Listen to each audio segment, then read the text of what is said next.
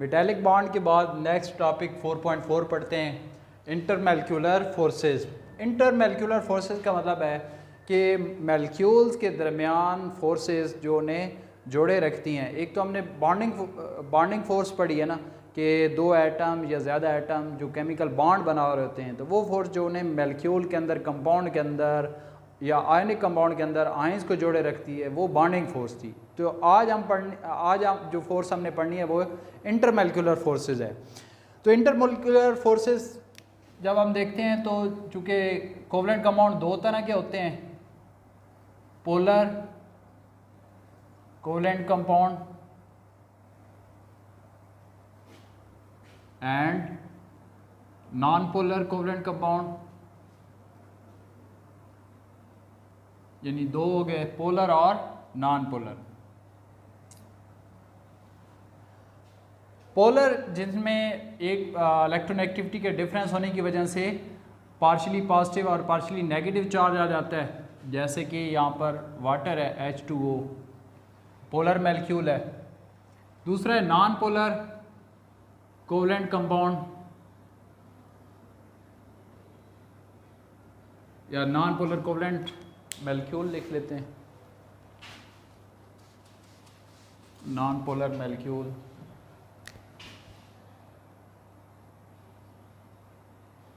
Non polar molecules. अब जिस तरह यहाँ पर हाइड्रोजन है, नियॉन है,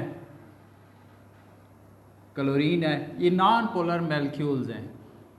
ये मोनोएटॉमिक मैलिक्यूल है, यानी एक ही एटम इंडिपेंडेंटली एग्जिस्ट कर सकता है, जो कि नोबल गैस है, तो इसलिए ये मोनोएटॉमिक मैलिक्यूल कहलाता है और ये नॉन पोलर है। अब इसमें भी इंटरमैलिक्यूलर फोर्स पाई जाती है। देखते हैं, ये हमारे पास एक नियॉन का मैलिक्यूल है, इसमें इसके सेंटर में पॉजिटिव चार्ज होता है और इसके गिर्द दो इलेक्ट्रॉन रिवॉल्व कर रहे होते हैं। तो एक लम्हे के लिए हम ये तसव्वुर करते हैं कि ये इलेक्ट्रॉन का जो क्लाउड है उसका झुकाव एक साइड पर हो गया है, जिसकी वजह से उस पर इस साइड पर नेगेटिव चार्ज आ गया। इस चार्ज को हम एक लम्हे के लिए, ये चार्ज होता है, इसे हम पार्शियली नेगेटिव चार्ज से रिप्रेजेंट कर देते हैं, इसे पार्शियली पॉजिटिव चार्ज से रिप्रेजेंट कर देते हैं। ये न्यूक्लियस के प्रोटॉन की वजह से है। ये इलेक्ट्रॉन का एक तरफ एक लम्हे के लिए जब वो रिवॉल्व कर रहे होते हैं तो एक लम्हे के लिए इस इलेक्ट्रॉन के क्लाउड का झुकाव एक तरफ होता है। तो साथ ही दूसरा मैलिक्यूल मौजूद होता है, चूँकि ये बल्क ऑफ मैटर यानी कि बहुत से मैलिक्यूल्स इकट्ठे मौजूद होते हैं, तो दूसरा नियॉन का मैलिक्यूल है। तो इस नेगेटिव चार्ज की वजह से दूसरे जो साथ इसके मैलिक्यूल होता है उसके साइड पर पॉजिटिव चार्ज इंड्यूस हो जाता है, पार्शियली पॉजिटिव चार्ज इंड्यूस हो जाता है इस पार्शियली नेगेटिव की वजह से, और इसी तरह इसकी दूसरी साइड पर पार्शियली नेगेटिव चार्ज आ जाता है। अब ये जो पार्शियली नेगेटिव चार्ज और ये पार्शियली पॉजिटिव चार्ज जो कि एक लम्हे के लिए होते हैं, ये परमानेंट मौजूद नहीं होते बल्कि टेम्परेरी होते हैं, कुछ वक्फे के लिए, कुछ टाइम के लिए होते हैं। तो इसलिए ये जो इंटरमैलिक्यूलर फोर्सेस हैं, ठीक है, तो ये लम्हाती होती हैं, कुछ देर बाद ही एक चेंज हो जाती हैं, अपनी डायरेक्शन ये चेंज कर लेती हैं। तो ये भी इंटरमैलिक्यूलर फोर्सेस हैं, ठीक है। तो ये नॉन पोलर मैलिक्यूल्स के अंदर एग्जिस्ट करती हैं और ये बहुत वीक फोर्सेस हैं, बहुत वीक फोर्सेस होती हैं, कमज़ोर होती हैं। दूसरी तरफ जब हम पोलर कोवलेंट कंपाउंड की तरफ जाते हैं, जैसे कि हमारे पास वाटर है या HCl है, तो सबसे पहले हम HCl को डिस्कस कर लेते हैं। पोलर मैलिक्यूल के अंदर एक डाइपोल इंटरेक्शन होती है, डाइपोल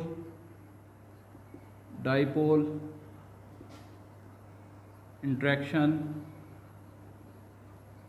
डाइपोल कैसे क्रिएट होते हैं इस चीज़ को हम स्टडी करते हैं। उसमें हमारे पास एक मैलिक्यूल है HCl, तो यहाँ पर हाइड्रोजन अपने एक इलेक्ट्रॉन का क्लोरीन के एक इलेक्ट्रॉन के साथ शेयरिंग कर चुका है, जो हम पहले पढ़ चुके हैं। तो चूँकि क्लोरीन की इलेक्ट्रोनेगेटिविटी ज़्यादा होती है हाइड्रोजन के मुकाबले में, काफ़ी ज़्यादा इलेक्ट्रोनेगेटिव एलिमेंट है क्लोरीन, चूँकि ये पीरियोडिक टेबल में राइट साइड पर मौजूद है और हैलोजीन से इसका ताल्लुक है, तो ये इलेक्ट्रॉन पेयर को अपनी तरफ ज़्यादा अट्रैक्ट कर लेता है। जब ये इलेक्ट्रॉन पेयर का झुकाव जो है वो क्लोरीन की तरफ ज़्यादा हो जाता है, तो क्लोरीन पर पार्शली नेगेटिव चार्ज आ जाता है। इस और हाइड्रोजन से चूँकि इलेक्ट्रॉन के पेयर का झुकाव क्लोरीन की तरफ हो जाता है तो हाइड्रोजन पर पार्शली पॉजिटिव चार्ज आ जाता है। ये जो मैं साइन लिख रहा हूँ ये डेल्टा का साइन है और पार्शली पॉजिटिव और पार्शली नेगेटिव के लिए हम इसे यूज़ कर रहे हैं। तो याद रखें कि जब हम ACL की मिकदार लेते हैं तो उसके अंदर बहुत से ACL के मॉलिक्यूल मौजूद होते हैं, बहुत से, और वो रैंडमली जो है रैंडम मोशन में होते हैं, हरकत कर रहे होते हैं। तो ये मॉलिक्यूल एक दूसरे को अट्रैक्ट कर रहे होते हैं। जैसे कि यहाँ पर ये मॉलिक्यूल है तो इसकी वजह से बॉन्डिंग की वजह से एक एटम पर पार्शली नेगेटिव चार्ज, दूसरे पर पार्शली पॉजिटिव चार्ज। तो ये मॉलिक्यूल अपने आप को इस तरह एडजस्ट करते हैं कि एक मॉलिक्यूल का पार्शली नेगेटिव सरा जो होता है दूसरे मॉलिक्यूल के पार्शली पॉजिटिव सरे को अपनी तरफ अट्रैक्ट करता है, कशिश करता है। एक मॉलिक्यूल का पार्शली नेगेटिव सरा जो कि क्लोरीन पर है और दूसरे मॉलिक्यूल का पार्शली पॉजिटिव सरा इस एक दूसरे को अट्रैक्ट करते हैं। इस अट्रैक्शन को, ये जो इनके दरमियान अट्रैक्शन होती है, हम इसको इंटरमॉलिक्यूलर फोर्सेस का नाम देते हैं। इंटरमॉलिक्यूलर फोर्सेस, ये एक मॉलिक्यूल के दो मॉलिक्यूल के दरमियान बनाई है और इस किस्म की इंटरमॉलिक्यूलर फोर्स जिसमें दो डिफरेंट इलेक्ट्रोनेगेटिविटी वाले एलिमेंट्स मॉलिक्यूल बना रहे हों, तो इस तरह की इलेक्ट्रोनेगेटिविटी जो डिफरेंस की वजह से यहाँ पर जो अट्रैक्शन पैदा हुई है, कशिश पैदा हुई है दो मॉलिक्यूल को, तो इसको हम डाईपोल इंटरेक्शन का नाम देते हैं। डाईपोल इंटरेक्शन, यानी दो डाईपोल के दरमियान ये कशिश की फोर्स एग्जिस्ट करती है। ये फोर्स जो है, ये जो नॉन पोलर मॉलिक्यूल थे जो यहाँ पर हमने ड्रा किए थे, उसकी निस्बत ये फोर्स ज़्यादा स्ट्रॉन्ग होती है। डाईपोल इंटरेक्शन ज़्यादा स्ट्रॉन्ग होती है, ठीक है। तो चूँकि इसके मॉलिक्यूल रैंडमली मूव कर रहे होते हैं तो ये भी अपने आप को चेंज कर रही होती है, लेकिन ये जो फोर्स है ये परमानेंट फोर्स होती है, यानी ये इंटरमॉलिक्यूलर फोर्स परमानेंट फोर्स होती है। तो इसका फ़ायदा क्या होता है, इस इंटरमॉलिक्यूलर फोर्सेस की वजह से जितनी ज़्यादा इंटरमॉलिक्यूलर फोर्सेस स्ट्रॉन्ग होंगी उन लिक्विड के बॉइलिंग पॉइंट उतने बढ़ जाएंगे, ठीक है। जैसे कि हम एक और एग्जांपल हमने स्टडी करनी है हाइड्रोजन बॉन्डिंग के लिहाज से। ये हम पोलर कंपाउंड नॉन पोलर के अंदर जब हम जाते हैं पोलर कोवलेंट कंपाउंड को स्टडी करते हैं तो ये एक तो होगी डाईपोल इंटरेक्शन, ठीक है। दूसरा हमारे पास है हाइड्रोजन बॉन्डिंग, यानी इंटरमॉलिक्यूलर फोर्स ही की किस्म है। और इन तीनों को जो कि हमने यहाँ पर इंटरमॉलिक्यूलर फोर्स नॉन पोलर के अंदर पढ़ी, दूसरी हमने पोलर के अंदर पढ़ी जिसके अंदर एक हाइड्रोजन बॉन्डिंग भी है, इन फोर्सेस को वान डर वाल फोर्सेस का नाम दिया जाता है। इन तमाम फोर्सेस को वान डर वाल्स फोर्सेस। एक साइंटिस्ट था, उसने इनको बयान किया था कि मॉलिक्यूल्स के दरमियान भी फोर्सेस पाई जाती हैं जो कि बॉन्डिंग वाली फोर्सेस की निस्बत कमज़ोर होती हैं, लेकिन ये मौजूद होती हैं।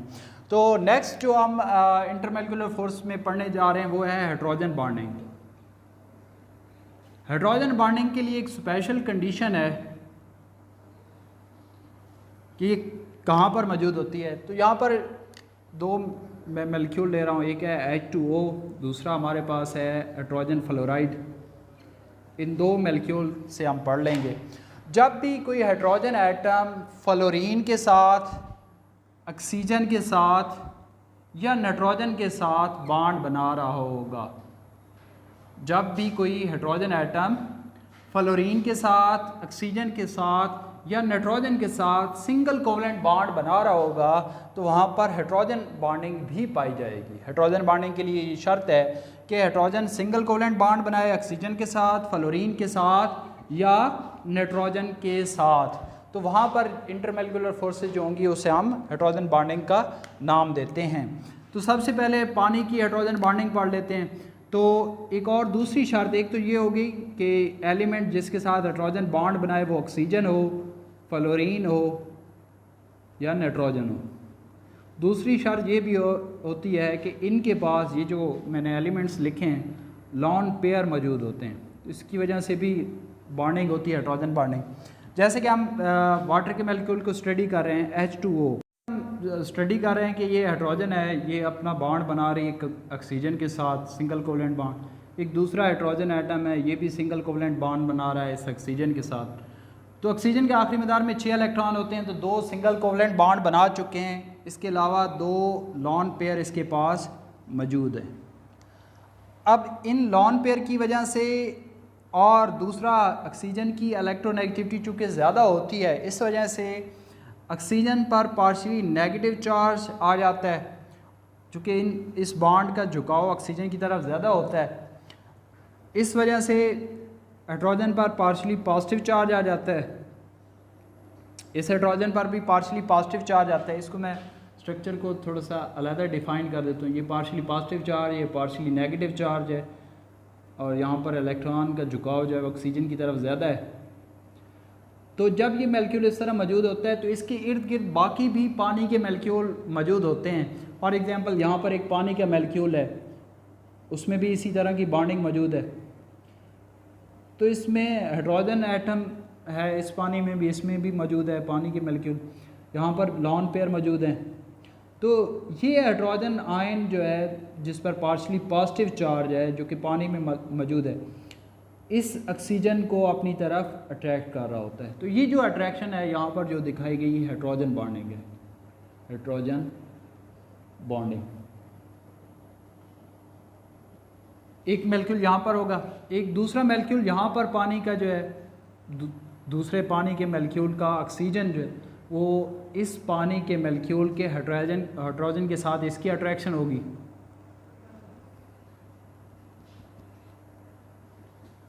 इसी तरह यहाँ पर इस ऑक्सीजन पर 2 लॉन पेयर मौजूद हैं, नॉन बॉन्डेड इलेक्ट्रॉन जिन्हें लॉन पेयर कहा जाता है। तो यहाँ पर भी पानी का तीसरा मॉलिक्यूल, उसका हाइड्रोजन वो इस ऑक्सीजन के साथ अट्रैक्ट हो रहा होगा, चूँकि उस पर पार्शियली पॉजिटिव चार्ज है और ऑक्सीजन के पास लॉन पेयर हैं। तो ये कोऑर्डिनेट कोवलेंट बॉन्ड की तरह ये अट्रैक्ट कर रहे होते हैं। यहाँ पर भी लॉन पेयर मौजूद होंगे। इसी तरह यहाँ पर भी पानी का एक मॉलिक्यूल जो है वो हाइड्रोजन उसका पार्शियली इसको अट्रैक्ट कर रहा होता है। इस तरह एक पानी के मॉलिक्यूल के गिर्द बाकी पानी के मॉलिक्यूल इस तरह अट्रैक्ट कर रहे होते हैं। तो ये हाइड्रोजन बॉन्डिंग बना रहे होते हैं। ठीक है, यहाँ पर डॉटेड से मैंने इस हाइड्रोजन बॉन्डिंग को रिप्रेजेंट किया जाता है। चूँकि यहाँ पर आप देखें तो पानी के गिर्द काफ़ी मॉलिक्यूल्स मौजूद हैं जो ऑक्सीजन के साथ, सेंटर वाली ऑक्सीजन के साथ और उस ऑक्सीजन के साथ जो हाइड्रोजन है उसके साथ हाइड्रोजन बॉन्डिंग बना रहे हैं। तो इस वजह से पानी की इंटरमॉलिक्यूलर फोर्सेस बहुत ज़्यादा स्ट्रॉन्ग होती हैं, मजबूत होती हैं। तो यही वजह है कि पानी को जब हम बॉयल करते हैं, तो स्टैंडर्ड एटमॉस्फेरिक प्रेशर पर इसका बॉइलिंग पॉइंट 100 डिग्री सेंटीग्रेड है। हाइड्रोजन बॉन्डिंग की वजह से बॉइलिंग पॉइंट जो है, बॉइलिंग पॉइंट ऑफ वाटर, वो 100 डिग्री सेंटीग्रेड है। 100 डिग्री सेंटीग्रेड पर जब स्टैंडर्ड एटमॉस्फेरिक प्रेशर होता है उस वक्त इसका बॉइलिंग पॉइंट 100 डिग्री सेंटीग्रेड होता है। याद रखें बॉइलिंग पॉइंट क्या चीज़ है। फॉर एग्जांपल ये हमने पानी एक बर्तन में लिया है, हम इसे हीट अप करते हैं, तो जब इसका इंटरनल प्रेशर जो है, पानी का इंटरनल प्रेशर, पानी के मॉलिक्यूल के इंटरनल प्रेशर, एक्सटर्नल प्रेशर जो कि जिसे हम स्टैंडर्ड एटमॉस्फेरिक प्रेशर का या कोई भी एक्सटर्नल प्रेशर हो सकता है हवा की वजह से, तो वो एक्सटर्नल प्रेशर की जब ये इंटरनल प्रेशर इक्वल हो जाता है तो उस वक्त वो लिक्विड बॉयल हो जाता है। तो इंटरनल प्रेशर पानी का उस वक्त एक्सटर्नल प्रेशर के बराबर होता है, स्टैंडर्ड एटमॉस्फेरिक प्रेशर के बराबर होता है जब इसका टेम्परेचर 100 डिग्री सेंटीग्रेड हो जाए। याद रखें कि ये क्यों है, इतना ज़्यादा क्यों है पानी का बॉइलिंग पॉइंट, इसकी मेन रीज़न हाइड्रोजन बॉन्डिंग है। इसी के साथ एक और मॉलिक्यूल है अल्कोहल, उसका बॉइलिंग पॉइंट पानी की निस्बत कम होता है। अल्कोहल जैसे कि मैं CH3OH मिथाइल अल्कोहल है, इसी तरह मैं लिखूँ तो C2H5OH। इसको अगर हम इस स्ट्रक्चर को देखें तो यहाँ पर ये 2 कार्बन आपस में सिंगल बॉन्ड के ज़रिए जुड़े हुए हैं। इसके गिर्द 3 हाइड्रोजन है कार्बन के गिर्द, चूँकि कार्बन एक 4 इलेक्ट्रॉन होते हैं तो 3 हाइड्रोजन के साथ बॉन्ड यहाँ पर कार्बन एक कोवलेंट बॉन्ड इस हाइड्रोजन के साथ, दूसरा इसके साथ, तीसरा इसके साथ, चौथा अपना बॉन्ड इस कार्बन के साथ बना चुकी है। इस कार्बन ने भी अपने 4 इलेक्ट्रॉन की शेयरिंग करनी है, तो ये एक बॉन्ड अपना इस ऑक्सीजन के साथ बनाएगी, एक बॉन्ड इस हाइड्रोजन के साथ बनाएगी, एक इस हाइड्रोजन के साथ, तो इसके भी 4 बॉन्ड, सिंगल बॉन्ड कंप्लीट हो गए। इस ऑक्सीजन के साथ ये हाइड्रोजन मौजूद है, इस ऑक्सीजन के पास भी लोन पेयर मौजूद हैं। तो यहाँ पर भी चूँकि इलेक्ट्रॉन का झुकाव ऑक्सीजन की तरफ होता है, तो इस पर पार्शली नेगेटिव चार्ज और हाइड्रोजन पर पार्शली पॉजिटिव चार्ज आता है। तो यही मॉलिक्यूल यहाँ पर जब दूसरा मॉलिक्यूल इसका आता है, इसको मैं इस तरह रिप्रेजेंट कर देता हूँ कि फॉर एग्जांपल ये इसकी ऑक्सीजन है, इस ऑक्सीजन को ये हाइड्रोजन अट्रैक्ट कर रहा होता है, यानी हाइड्रोजन बॉन्डिंग बना रहा होता है। बाकी इसका स्ट्रक्चर मैं इकट्ठा लिख देता हूँ, C2H5 और यहाँ पर H लिख देता हूँ।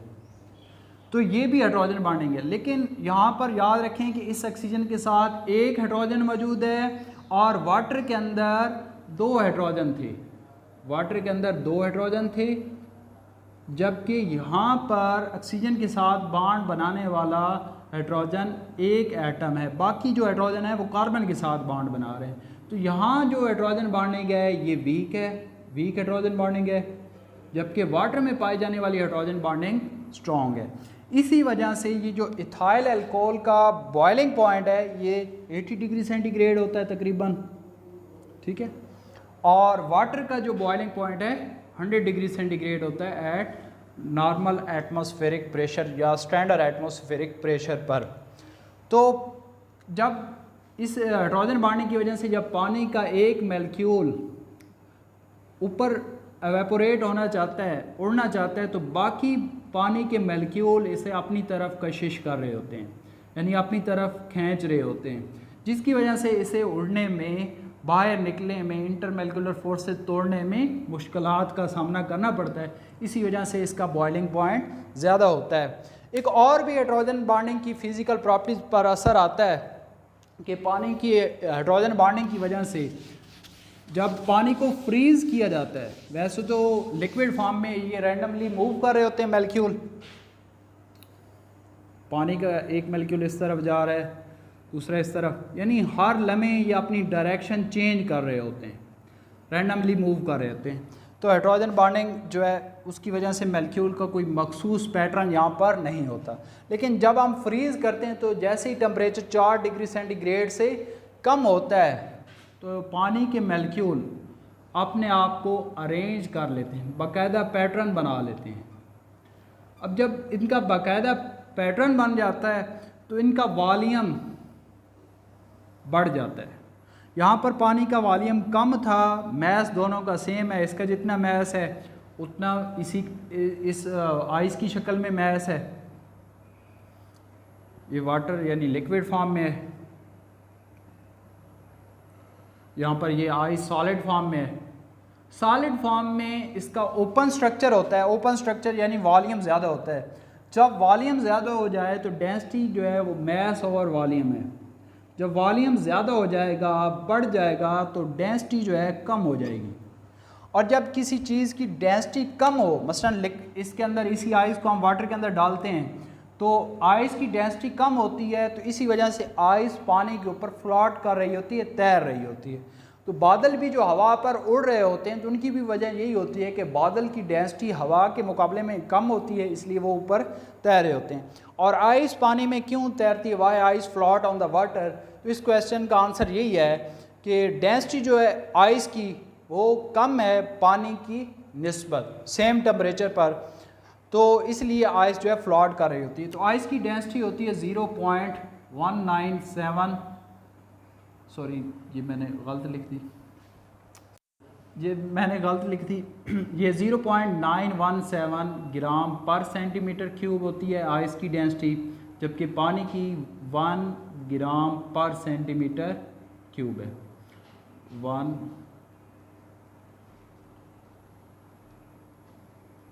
सेंटीमीटर पर क्यूब होती है ये डेंसिटी। यानी वाटर की डेंसिटी ज़्यादा है, आइस की डेंसिटी 0.917 ग्राम सेंटीमीटर पर क्यूब ये कम है, ये डेंसिटी कम है, वाटर की ज़्यादा होती है, तो इस वजह से आइस पानी में फ्लो